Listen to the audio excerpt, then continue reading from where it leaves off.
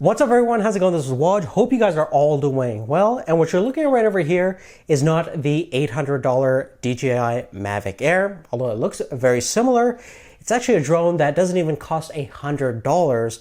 It costs about $45. It's called, commonly known as the X12. It's a couple of different companies that make it. I've also tested out the E58 drone from Eachine. Looks identical to the Mavic Pro. Now, both of these drones have the same kind of DJI features, the foldable design, the kind of cool, compact form factor. Although this one over here, the X12, is a little bit smaller scale, but has all the same proportions. A lot of the X12 drones right now come with different color schemes, but the one that we have over here has that same black over silver color scheme that you found in the original Air. Now, make no mistake about it, these drones, even though they look very similar to the originals, are no way, shape, or form at the capabilities and have the feature set technologies of what the original DJI drones have. They're clearly more or less novelty items, serve as toys, and they don't even fulfill that purpose, which we'll get into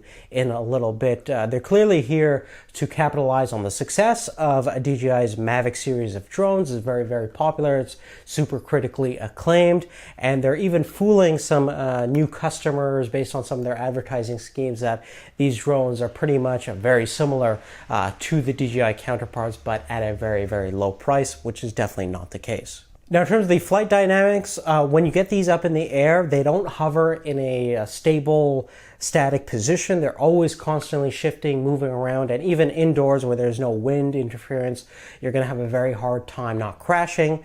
And when you are outdoors, they're pretty much uncontrollable and unflyable in most cases.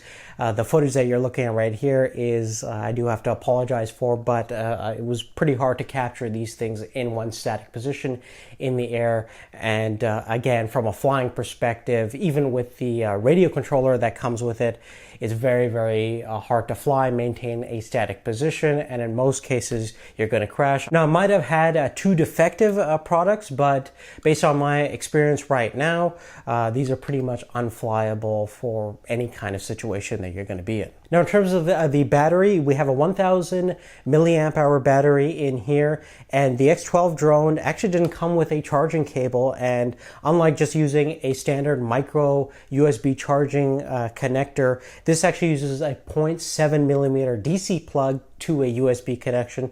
So actually I had to buy a 0.7 millimeter DC plug, solder it into a USB cable in order to charge this thing. So that definitely is a pain. Should have obviously came with a connector, and your average consumer is definitely not going to go to the lengths of making their own connector in order to use this thing. So definitely a big drawback over here.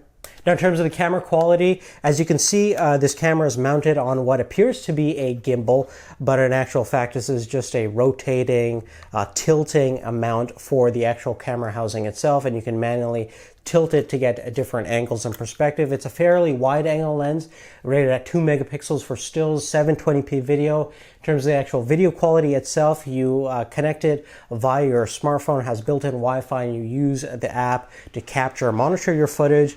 And the video quality itself is fairly poor, as you can see.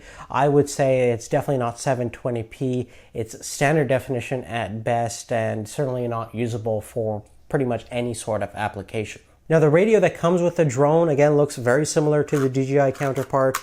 Even has this little phone mount for your smartphone so you can monitor your video. And again, you have dual thumbsticks, a couple of different controls for auto landing and takeoff, which work more or less, but the controller itself doesn't really control the drone since it's so unstable. And again, it might have had a defective drone, but it actually got so bad that I've actually lost one of them on top of a building, so that's going to be fun getting that back. But pretty much from a flying perspective, you can kind of throw this out in the garbage because it's not going to really do too much in terms of controlling the drone. Now, if you were to ask me if there's any redeeming factors about these things, I would say generally no. In terms of flight dynamics, camera quality, controllability, everything we regard on rating a drone or any kind of flying camera platform, these things completely fail on. And even being a novelty item, is kind of expensive at $45 for having just an exact model of a DJI Mavic series of drones.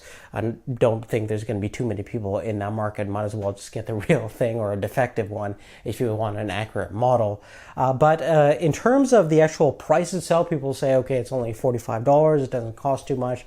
Perhaps even if you got one that flew a little bit better than what I encountered, I would still think that there's better options out there in terms of ease of use, flyability for consumers who are just getting into drones, beginners, novices, things like that. And obviously you're going to get better camera quality, better interfaces, app support, things like that for this price range. There's tons of competition out there, and this is definitely not the only Chinese drone that you can get for $45 or cheaper. So definitely a lot of good stuff out there for this price or even less.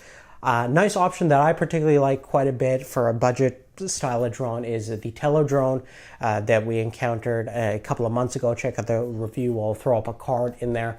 Definitely something worthwhile for a first drone, especially if you don't want to spend hundreds of dollars on your first item if you're worried about crashing and things like that. But a lot better to fly, has nice app support, and a great starting package to get into.